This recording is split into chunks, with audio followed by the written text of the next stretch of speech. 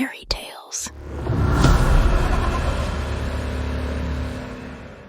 Hi guys, कोई भी डरावनी प्रेमी यहां है तो फिर हमारा चैनल आपके लिए है। हम आपके लिए भयानक डरावनी कहानियां लेकर आए हैं जिन पर विश्वास करना मुश्किल है और सुनना रोमांचकारी है। Keep your ears open. एक खुशमिजाज और विरले गांव के बीच एक घने जंगल में समुदाय पर एक असहमति की भावना लटक रही थी। स्थानीय लोग पीढ़ियों के माध्यम से बताए गए किस्सों के बारे में विश्वास रखते थे। उनकी हड्डियां सबसे ज्यादा ठंडी हो गई थीं, एक खतरनाक गुड़िया चिंचू की कहानी से जिसने उनकी हड्डियां कांपती थीं। गांव को आधुनिकता से अछूता छोड़ दिया गया था और गांव वाले साधारण जीवन जीते थे। हालांकि उन्होंने एक पुराने मकान के बारे में आने वाले समय की उम्र में एक घबराने वाली भावना के साथ रहना सीख लिया था। उसका मकान गांव की सीमा के किनारे में था, जहां पर बदनाम चिंचू के बड़े कमरे में बंद रहता था।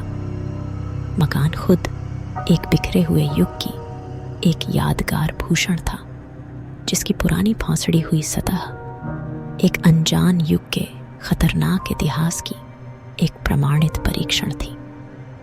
एक धुंधली शरद शाम को कुछ उत्साही किशोरों ने मकान की खोज करने का निर्णय लिया। वे चुपचाप अग्निकुंडों के चारों ओर और रात के समय की बातचीतों में पास बढ़ गए। सारा एक साहसी लेकिन संदेहपूर्ण लड़की समूह का मार्गदर्शन करती थी। उसकी सबसे अच्छी दोस्त बुबलू और उनके दोस्त नीना, माधुरी और श्रद्धा भी उनके साथ थे। जैसे ही वे मकान में प्रवेश किया, हवा एक असहज उपस्थिति के साथ भारी हो गई। अंधकार उनके हर कदम को चिपकाने लगा और उनके पैरों के नीचे दरारें आने लगी। दुस्तान को मिथ्या साबित करने के लिए निर्धारित, उन्होंने पुराने ड्रायर में एक बूटिक पिलाई गई कुंजी पाई। दरवाजा एक दुखद किरण की फटकने के साथ खुल गया। एक समय में फंसा हुआ कमरा प्रकट हुआ।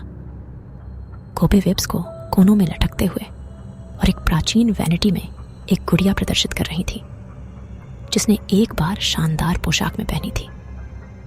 चिंचू का पोर्सलिन चेहरा उनकी आत्माओं में अदृश्य कांचे की आंखों के साथ से झकझोरने लगा था।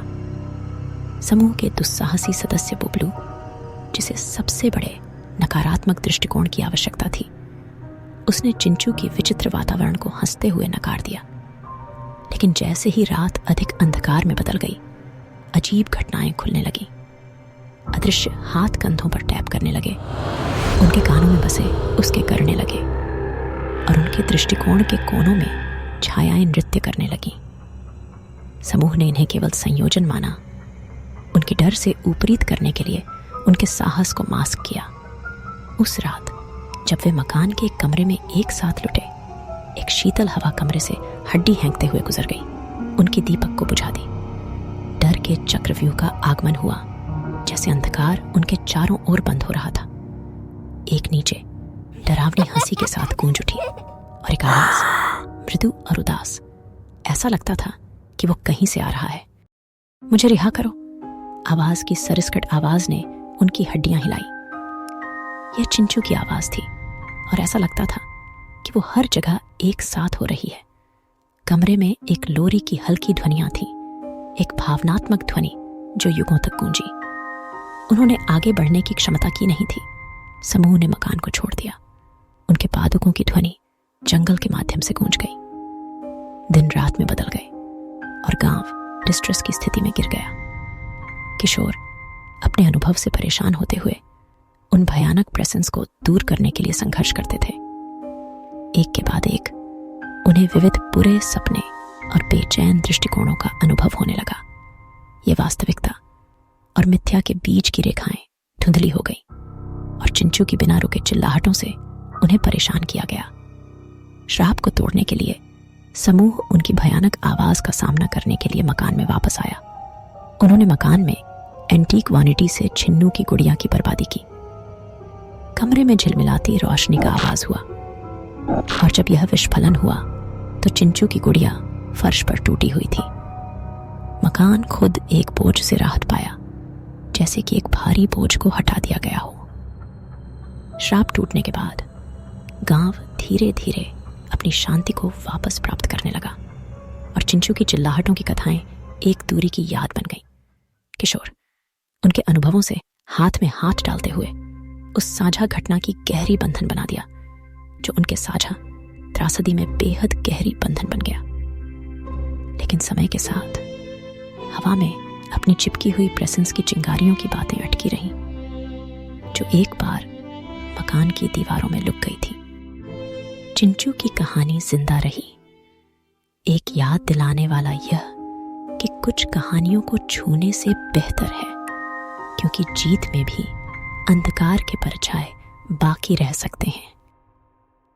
कर्स्ड विस्पर्स की कहानी एक रहस्यमय और आत्मघाती आवाज के प्रेसेंस को दर्शाती है, जो एक शांत गांव को उद्धार करने की कोशिश करता है।